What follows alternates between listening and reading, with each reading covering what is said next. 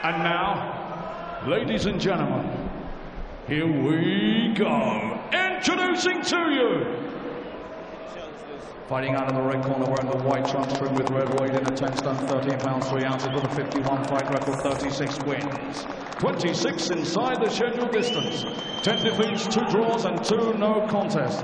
He comes to the ring from Oklahoma City, USA. Ladies and gentlemen, time to meet Mr. Carson Jones. And across the ring, fighting out of the blue corner, wearing the black trunks trimmed with purple and gold.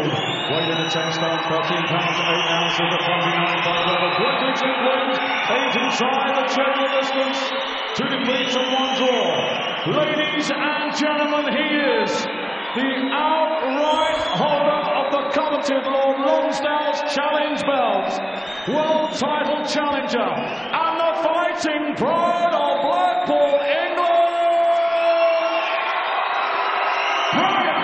Brian the Lion Rose.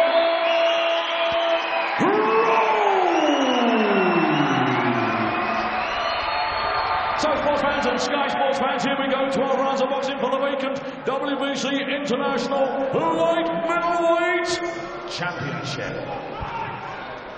Boxers, I'm the referee. I spoke to you both in the dressing room. I obey my command at all times. You both know the rules. Watch the heads, keep the punches up. And when I shout break, you break clean. And remember, defend yourselves at all times. Shake hands. Scheduled for 12 rounds, Ian John Lewis, the third man in the ring. 3 scoring judges at ringside. Brian Rose looking to continue to work his way back up the world rankings. Carson Jones looking to revive a career that seems to have stalled. And the first thing you notice about Brian Rose, and we've watched a lot of him over the years, Jim, is that physically he's a lot bigger than we've seen in the past. He's been doing a lot of work with weights with dietitian and master trainer Kerry Kays. And they reckon he's going to be around 11-12 tonight. Across the shoulders and down the back, he's noticeably much more muscular. Yeah, and probably, I mean, at world level, you know, a little bit more power would certainly have come in handy. But, I mean, he's a textbook boxer. He has all the moves, all the movement. Just unfortunately found a kind of an exceptional champion to meet on the night he got his chance. But as I said, this is a fight, really. He has to win. That's a good chopping right hand. They talked about Rose getting a bit more power in his punches with this muscle mass. And Jones certainly felt that right hand. He's not recovered from it either. The legs are still looking heavy. No, this could be a quick one if he can land another one of those. Here it goes.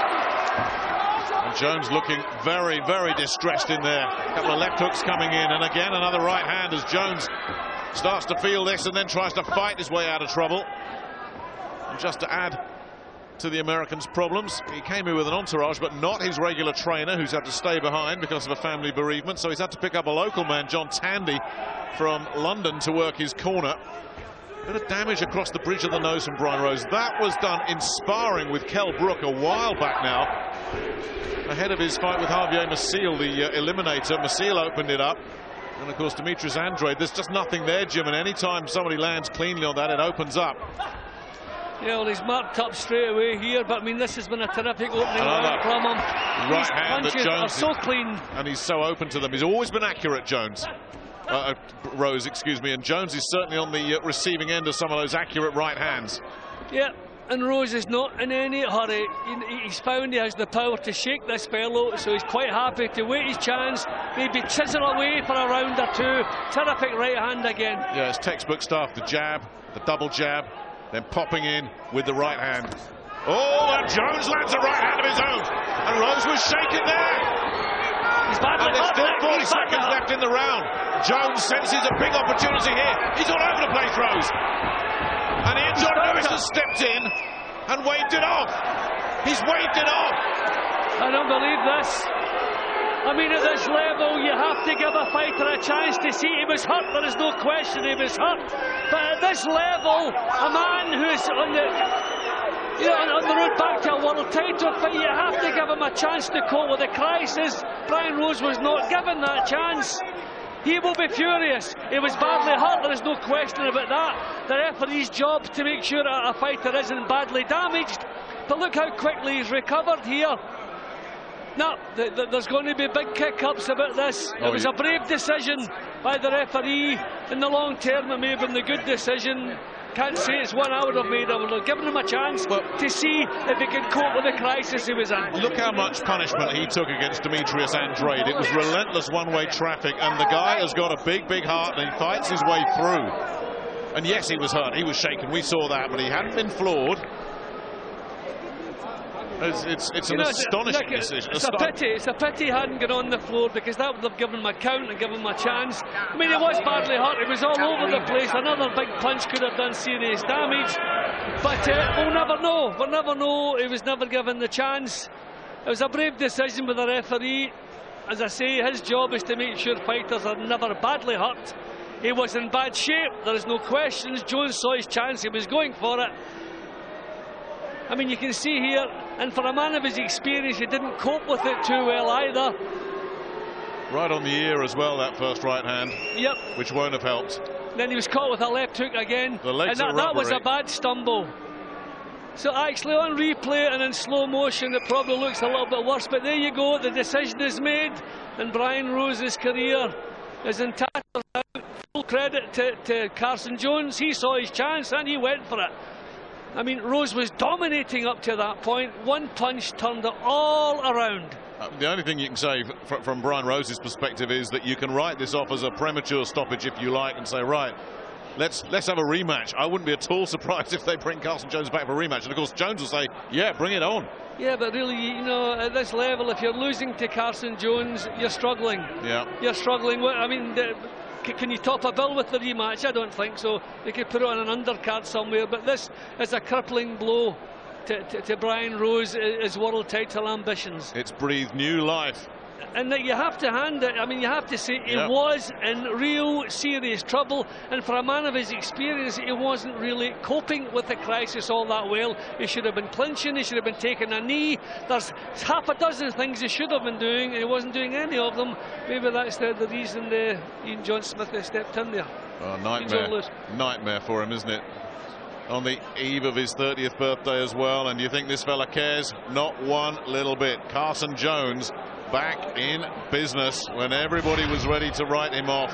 And for the new dad, baby Penelope, just 8 weeks old, he was looking forward to spending some time with her. But this has been a horrible, horrible night for Brian Rose.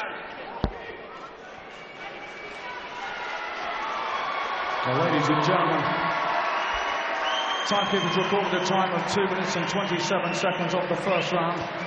Referee Ian John Lewis has stopped this contest with Rose in no position to continue. Your winner and the new WBC International Light Middleweight Champion from Oklahoma City, USA, Carson Jones. And I'm sure as he leaves the ring, ladies and gentlemen, I'd like to say appreciation, please. But he won't mind that one little bit. Brian Rose, Bobby Rimmer and the team have gone back to the dressing room already, still in a state of shock. And you don't see Brian Rose like this. As you heard Glenn say earlier, one of the good guys.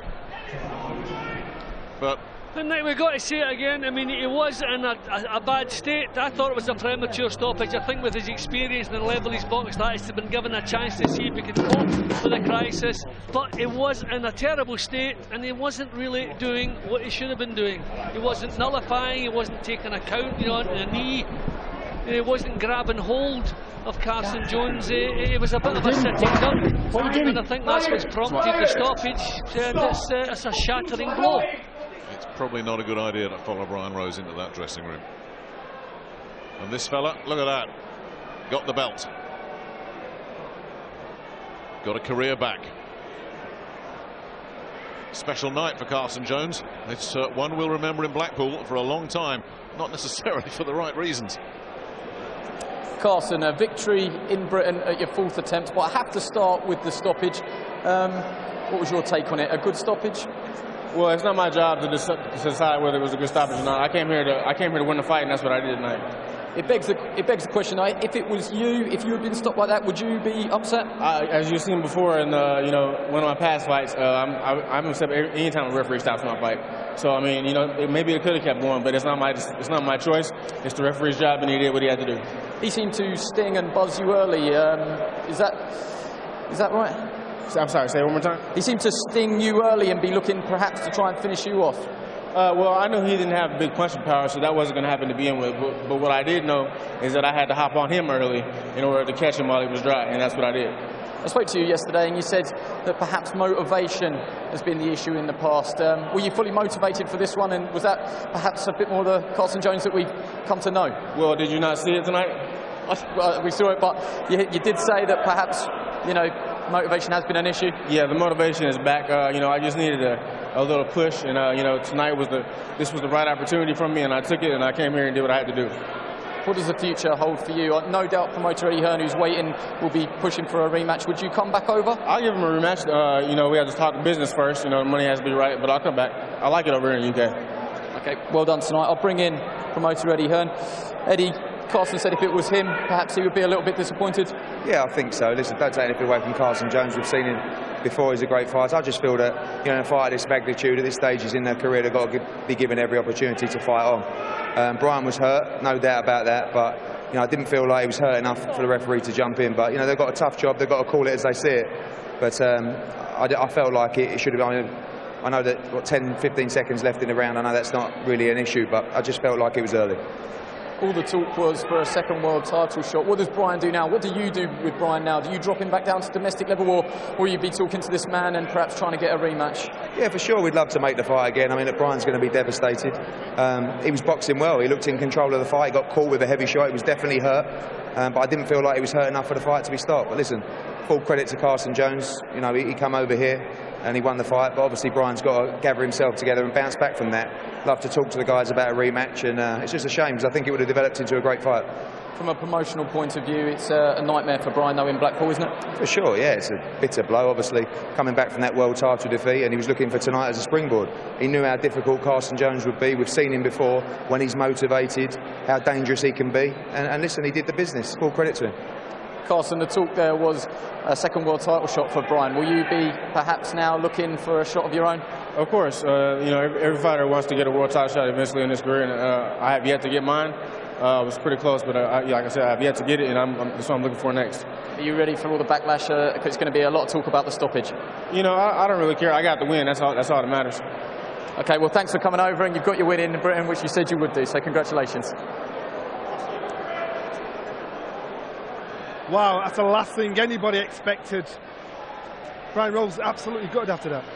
As he would be. You know, that was the one thing that he really couldn't afford to happen, and to happen in that style. He's at home and he wanted a good fight, and he wanted to come back with a comprehensive win, and then to go out, you know, at the very first round in that sort of manner, he'll be devastated. And I must say, had that, you know, he was badly hurt. Had that been the 10th round, the 11th round, the 12th round of a tough fight, I think the referee Ian John Lewis would have been perfectly within his rights. That would have been the right thing to do. But in the first round, how often have we seen fighters get caught cold, go on the floor, get up, you know, sometimes on the floor twice and get up and then go on to win the fight? I think it's very early in the fight. He was hurt and he was rolling about, but he hadn't taken a knockdown. We're in the boxing business. It's the fight business. You know, it's not tiddlywinks. I get what you're saying, Glenn, but at first, when it first happened, before we saw the replay, we thought this is a bit premature. Then when you see him going back on his heels, he's struggling, his legs are all over the place. Then you can kind of understand when... Johnny, everything, any sort of movement like that looks bad when it's slowed down. You know, it exaggerates everything, doesn't it? In real time, it looked that it was premature, and it's so early in the fight. You know, he obviously wasn't badly hurt. He hadn't hit the floor yet.